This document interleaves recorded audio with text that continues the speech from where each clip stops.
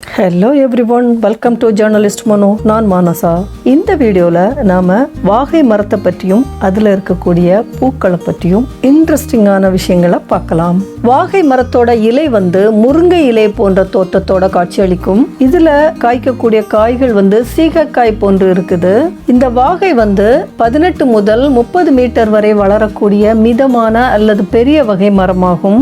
இதோட கிளைகள் அகலமா பறந்து ஒரு குடை போல காணப்படும். வாகை மரம் தெற்காசியாவை பூர்வீகமாக கொண்டது. அல்பீசியா லெபெக் அப்படின்னு சொல்லக்கூடிய இந்த வாகை மரம் பழமையான மரங்கள்ல ஒன்னா கருதப்பட்டு வருது. சங்க காலத்துல போர்ல வெற்றி பெறக்கூடிய வீரர்களுக்கு வாகை மலர் சூட்டப்பட்டு வெற்றி களிப்பை ஷேர் பண்ணிக்கிட்டாங்க அப்படின்னு தமிழ் இலக்கியங்கள்ல குறிப்புகள் இருக்குது. வெற்றி வாகை சூடினான் அப்படிங்கிற தொடர் இன்னமும் நம்மளுடைய வழக்கில இருக்குது. வாகை மரத்தை தூங்கு மூஞ்சி மரத்தோட தற்காலத்துல தவறுதலா பொருள் கொள்ளப்பட்டு வருது.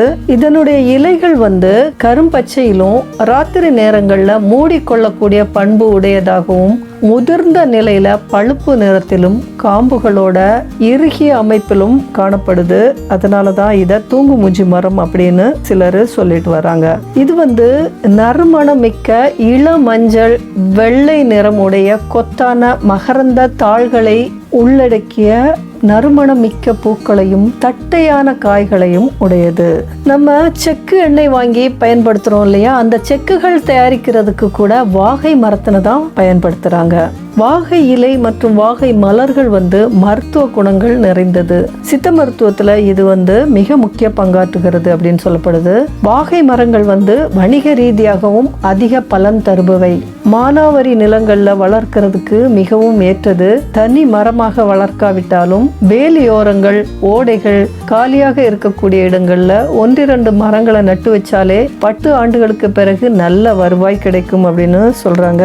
அதோட ஒரு மரம் வளர்த்தா ஒரு எருமை மாட்டோட வருடாந்திர தீவன தேவையில 20% அளவையும் ஒரு பசுவோட தீவன தேவையில 30% அளவையும் தீர்க்கிறதுக்கு இது ரொம்ப உதவியா இருக்குது. இதன் இலையில இருக்கக்கூடிய புரதம், கால்சியம், பாஸ்பரஸ் ஆகிய சத்துக்கள் கால்நடைகளோட வளர்ச்சிக்கு உதவுகின்றன.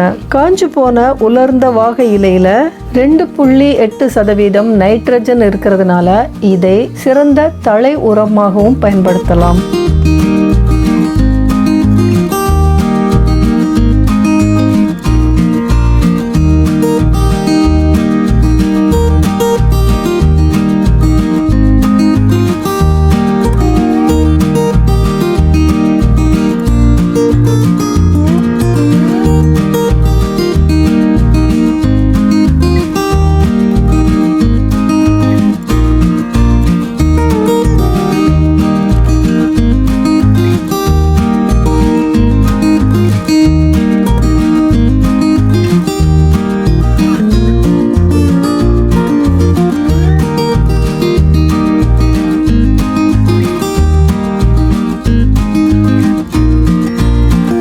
பிடிச்சிருந்தா ஒரு லைக் பண்ணுங்க. வீடியோவை உங்க ஃப்ரெண்ட்ஸ் அண்ட் ரிலேட்டிவ்ஸ்க்கு ஷேர் பண்ணி விடுங்க. வீடியோ பத்தின கருத்துக்களை கமெண்ட் பண்ணுங்க. ஜேர்னலிஸ்ட் மனோ யூடியூப் சேனலை சப்ஸ்கிரைப் பண்ணாதவங்க சப்ஸ்கிரைப் பண்ணிக்கோங்க. தேங்க்யூ ஃபார் வாட்சிங்.